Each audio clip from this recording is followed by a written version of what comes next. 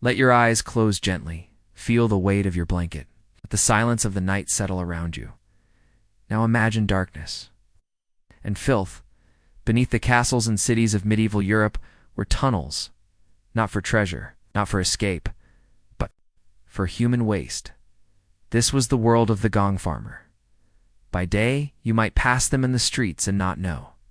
But by night, when the towns fell asleep, they climbed down into the CSSPI. It's armed with nothing but wooden shovels and leather buckets. They waded waist-deep into centuries of excrement, dead rats, rotted straw, and unmentionable things. Left behind their job, to shovel it all out, slowly, patiently, in silence. The air was so thick you could taste it. They wore soaked rags across their faces. Sometimes the fumes caused fainting, sometimes worse. But someone had to do it. Every chamber, pot dumped from a window, every privy hole from a castle, it all had to go somewhere. And that somewhere was scraped out by hand.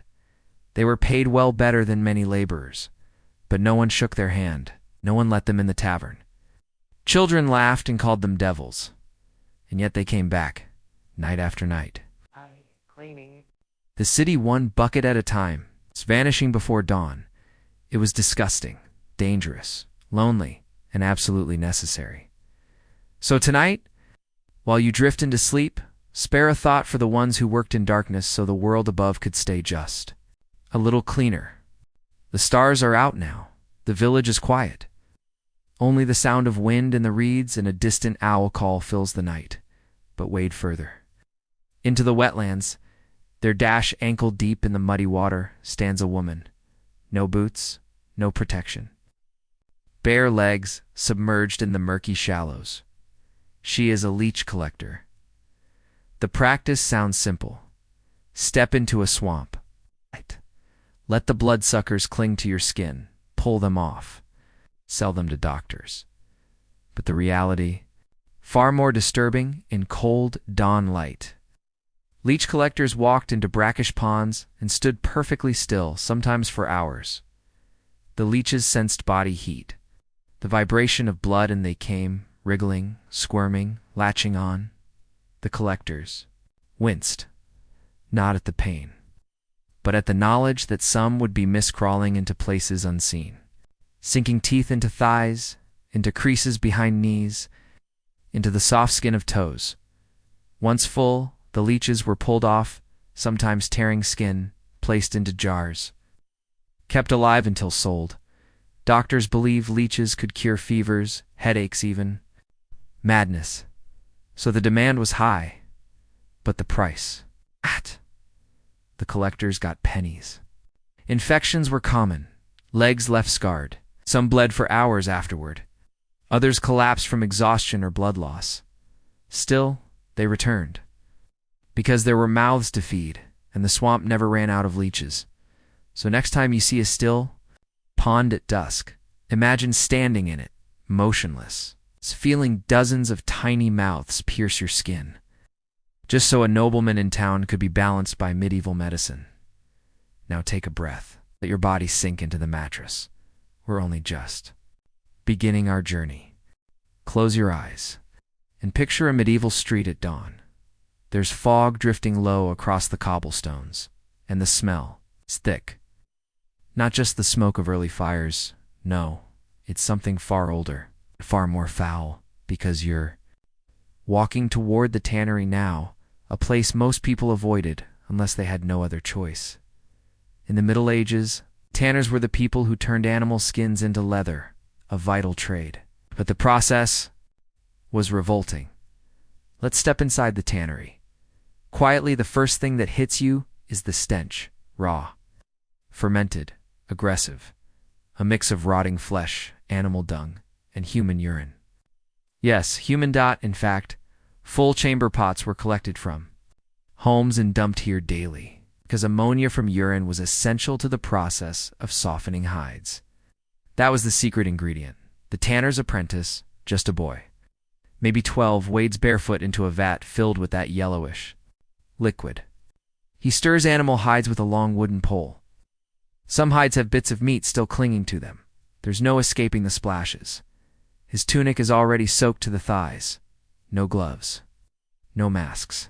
Just skin and stink. Nearby, another worker scrapes hair from a cowhide with a curved blade. The hair peels away in patches, sometimes revealing pockets of decay. The hide is stretched over a wooden beam, and the blade screeches against it. That sound? It's enough to curl your toes above you. Crows perch on the rafters, or waiting for scraps.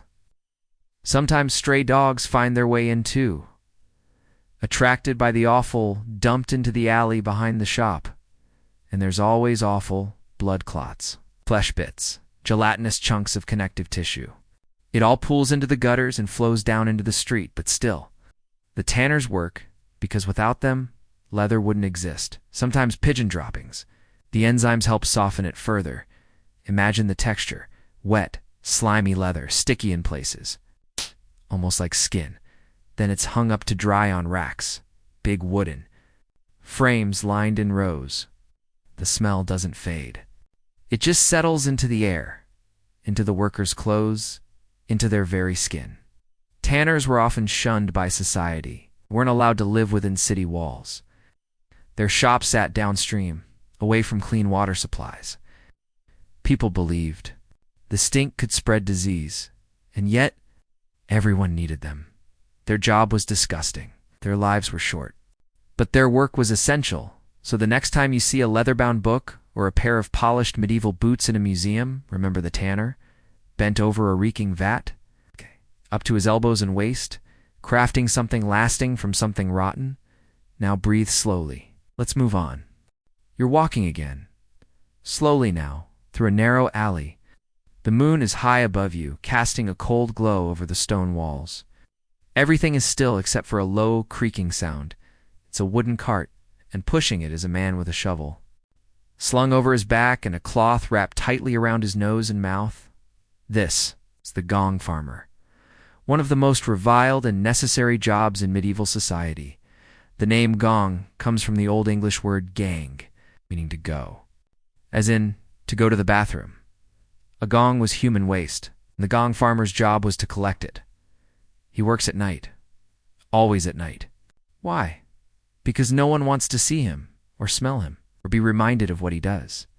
He carries a lantern and a hook, and he's heading toward the castle's garderobe chutes, the long vertical shafts that run from the toilet seats above, down, into deep, foul-smelling cesspits below. When he arrives, pauses, breathes through his mouth, and descends. Down into the pit. It's not just a hole in the ground, it's a nightmare. The walls are slick with slime.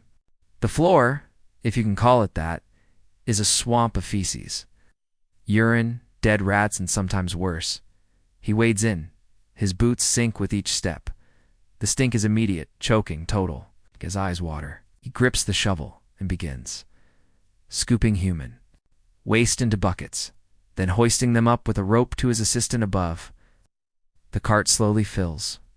The work is slow, sticky, horrific, but it pays well. It's times 4 to 5 times what a laborer might earn. Because no one else wants to do it. Some gong farmers even get free housing. Far outside the city, where the stench won't bother others, they are feared, avoided, and mocked. Children chant rhymes about them. Market women cross the street when they pass, but they are essential.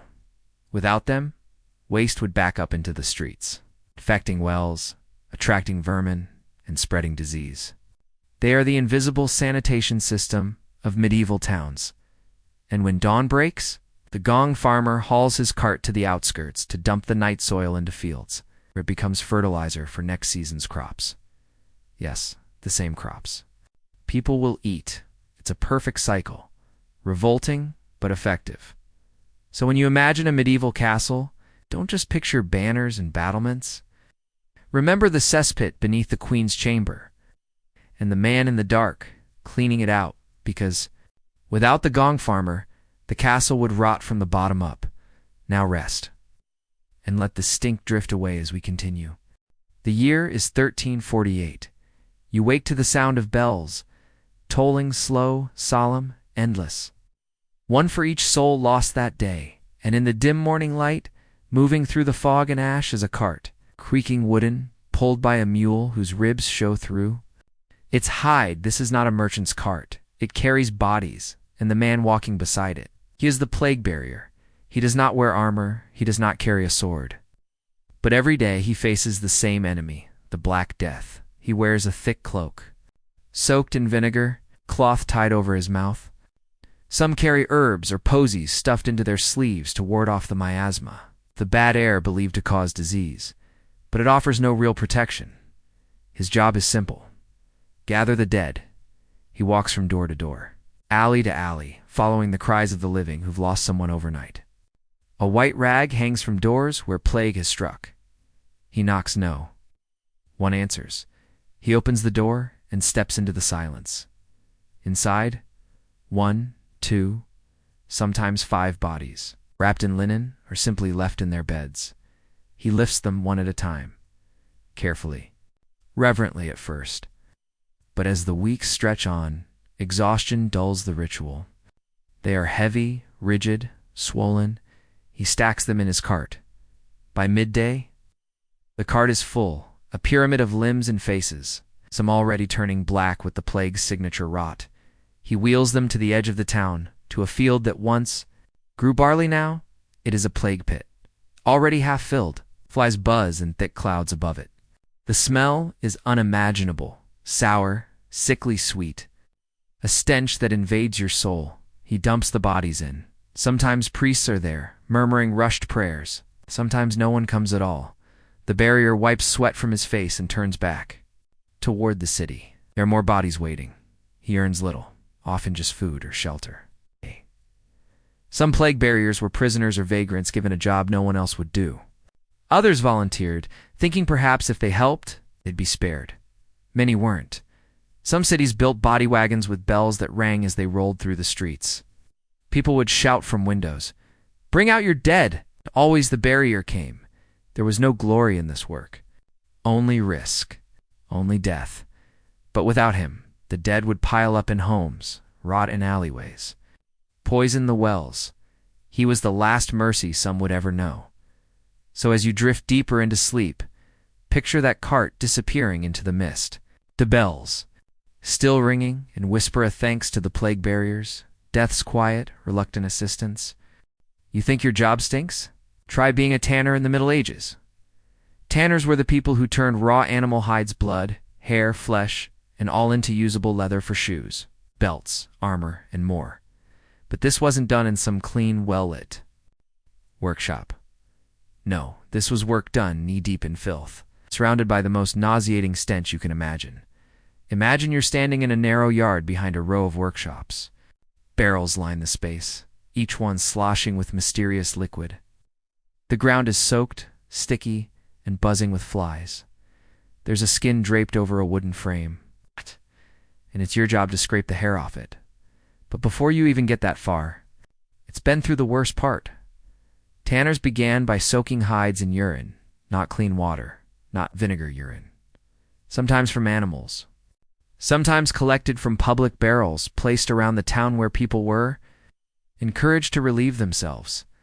The ammonia in it helped loosen the hair and flesh from the hides. After that was into a lime pentacaustic mixture of lime and water to burn away remaining tissue. Then came the scraping, backbreaking, repetitive, disgusting. Bits of fat and tissue flying, the hide sometimes squirming with maggots if left too long, and if that wasn't enough, the hides were then softened. With dog dung, yes, dog feces. It had enzymes that helped break down the hide. Making it more flexible, tanners would knead this into the skin by hand or foot stamping on the hides in buckets of filth. With bare feet or crude leather boots, the smell. Legendary so bad, the tanneries were pushed to the far edges of towns, downwind, always near a river. So the runoff could be carried away, which meant local waters were often poisoned with flesh, chemicals, and waste. Tanners carried the smell with them into the streets, into church, into their homes. They were social outcasts. Many couldn't even attend public festivals or sit near others in the market. Their clothes were stained, their nails blackened, their hands always raw, sometimes permanently burned from the lime. But without them, no armor, no belts, no shoes, no saddles, no books, because parchment was leather too, so they worked. Oh. In silence, in stench, in solitude, and when the wind blew just right, the entire village remembered that leather. It came at a cost.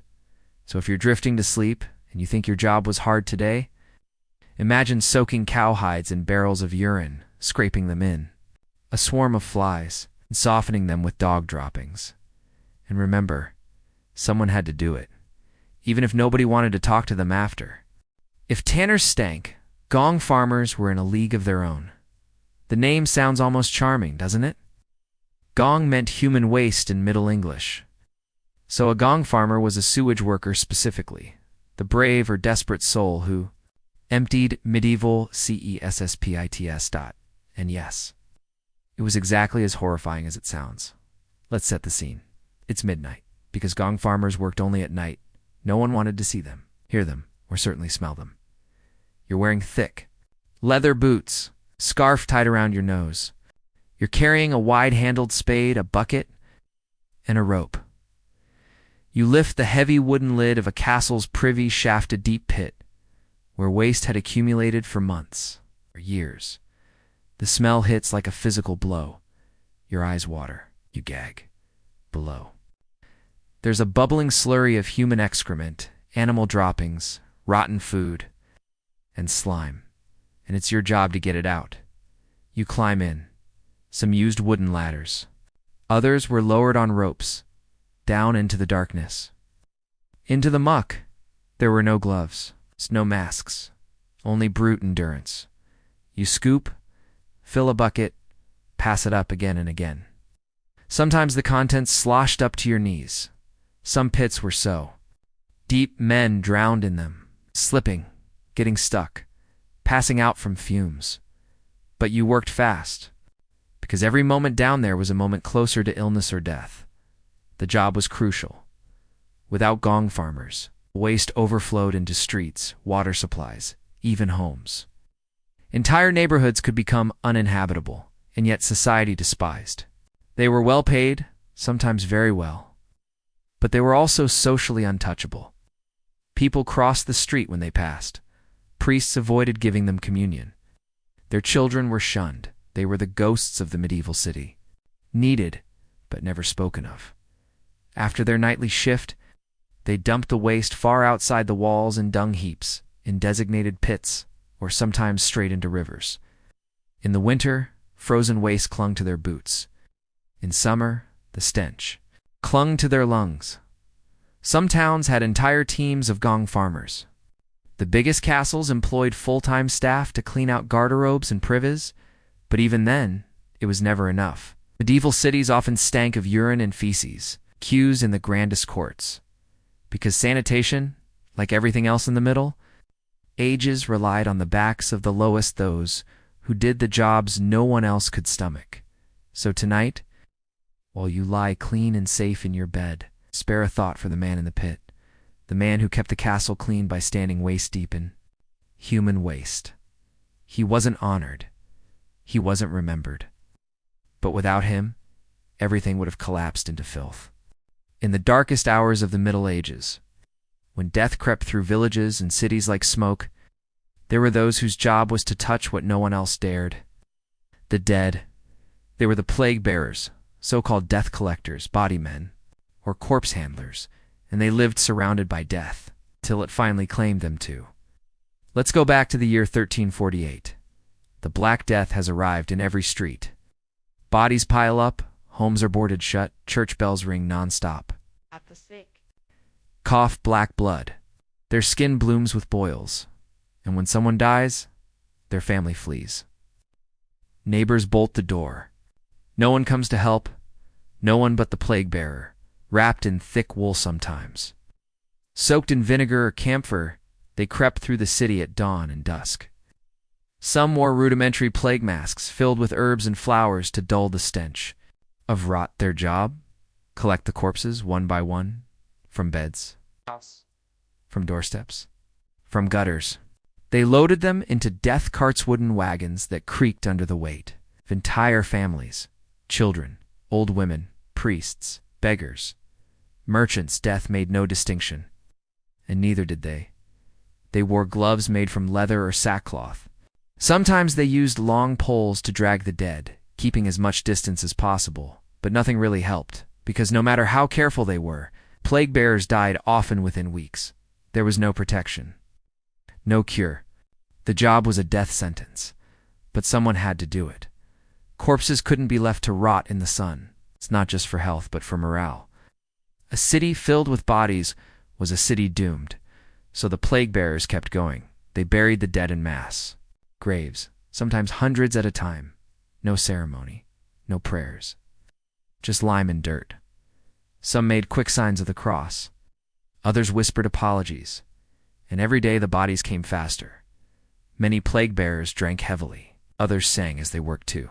Keep the fear away, to drown out the cries of the dying and the silence of the dead. Some worked alone, others in small crews. A few even wore bells like lepers, to warn others to stay away. The public avoided them like the devil. Even after a plague outbreak ended, survivors treated them like cursed men. Few could return to normal life. They were marked not just by the danger they'd faced, but by the memory of what they'd seen. The worst.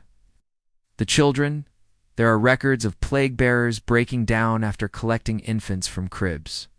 One chronicler wrote of a man who buried his own wife and then returned to work that same night. No one chose this job.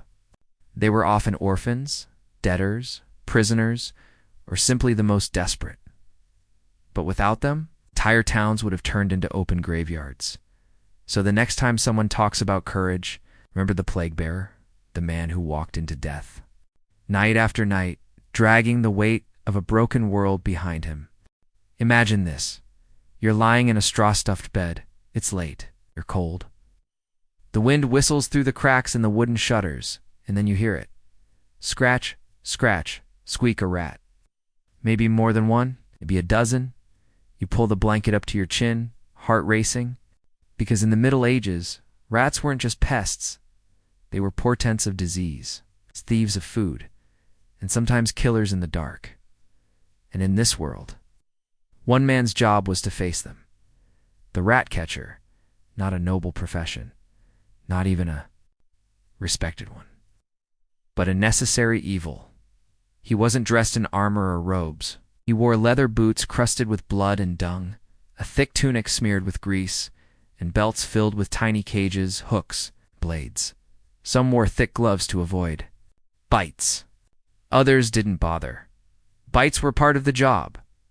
His tools, crude but effective, wooden traps with metal springs, smoked bait made from pig fat or cheese, small dogs bred for the kill, and sometimes just a stick. But not all rat catchers were violent. Some caught them alive either to sell to nobles for sport rat baiting or to create breeding stock for training. Others used rats to create bizarre folk remedies, like boiling rat bones into medicine or wearing dried tails to ward off disease. Their job took them into the worst places imaginable, cellars full of spoiled grain, taverns where scraps rotted behind barrels, hospitals filled with the dying, where rats chewed on fingertips, sewers, if you could even call them, that shallow pits of rot, where human waste mixed with rainwater and vermin. Rat catchers developed a sixth sense. They could smell an infestation before it began. They knew the signs, droppings in flour, scratch marks on beams, silence where there should be scuttling. Some even talked to rats. Seriously, there were stories of rat catchers who claimed to tame them, using whistles or chants to lead them away like the fabled Pied Piper. Were they charlatans? Possibly. But if the rats left, no one asked too many questions. Still, it was dangerous work. Rats carried fleas and fleas carried plague. One bite, one scratch. That's all it took. There are accounts of rat catchers who died in their sleep, their bodies bloated and blackened, still clutching their traps. Some towns even banned rat catchers during outbreaks. fearing they were spreading more than they stopped, but the rats kept coming. And so quietly, the rat catchers returned. Unwanted, unwelcome, but needed. They were grim figures, moving by lantern light, their sacks writhing with squealing captives, their boots echoing in the night. Sometimes you'd see them at dawn, tossing a bundle of dead rats into the river. Sometimes you'd find one drunk in a tavern, muttering about nests the size of oxen or rats with eyes that glowed in the dark. But most of the time, she never saw them, because they were already gone off to the next cellar, the next kitchen, the next alley, always chasing the squeak in the shadows, always one bite away from death. Let's not romanticize it. Let's not wrap it in fantasy or medieval charm. This was without question the worst job in all of Europe. The gong farmer, a man whose daily duty was simple: dig through human excrement, not metaphorically, not poetically, literally. He climbed down into cesspits and latrine shafts sometimes, as deep as 15 feet, tanned, shoveled out centuries of human waste. Picture it, a narrow stone hole, slippery black. The air is thick. Choking, you can't breathe. Without gagging, the ammonia burns your nostrils. Maggots crawl across every surface. Rats dart across your ankles. You stand knee-deep in the collective digestion of a town. That's your job. Every single night, because that's when gong farmers worked. At night. By law. Why? Because the stench was so powerful, it overwhelmed the streets. Shopkeepers refused to open windows after a cleaning. Residents stuffed herbs and cloths under their doors. Even cats wouldn't come near a freshly scraped pit. The job required strength and skill. A good gong farmer knew how to brace his legs just right so he didn't slip and drown, because yes, that happened. Men fell in and suffocated. Some were buried alive when a pit wall collapsed. He had tools, long shovels called scoops, thick rope buckets, and wooden ladders. His clothing was sealed with wax or tarrant even that didn't keep the filth out. When full, the buckets were hoisted up and dumped into wagons, which were then driven outside city walls to Laistel's open pits, where the waste was left to rot, or worse, used as fertilizer. That's right. The same vegetables eaten by nobles may have grown in the same slurry their waste created. There were rules. Gong farmers weren't allowed to live just anywhere. In London, they were banned from residential areas and had to live near the Thames, where their stench wouldn't offend high society, despite the horror of the job. Some made decent money, up to 6 pence a night, which was more than a skilled mason. But it came at a price. Their lives were short. The gas in the pits was toxic. The bacteria, deadly. Even without disease, their bodies deteriorated quickly. Their skin eaten raw by ammonia, their lungs permanently damaged. They were untouchables. Social outcasts. If a gong farmer sat at a tavern, others left. If one entered a church, he was sent to the back. Children threw stones at them in the street. But every castle, every town, every manor needed them, because without them, the toilets overflowed. The streets stank, the rats multiplied, and the plague crept closer. Some say these men saved lives unknowingly. By removing waste, they kept contamination at bay, if only barely. But they never got thanks, never got statues, never got clean, only. A few names remain in records. Men like Richard the Raker, who drowned in his own pit, or Thomas of Guildford, who was paid double to clean a noble's latrine, only to vanish into the darkness, gone without a sound, consumed by the very waste. He was paid to remove the gong farmers, the lowest of the low, and perhaps the unsung saviors of medieval survival.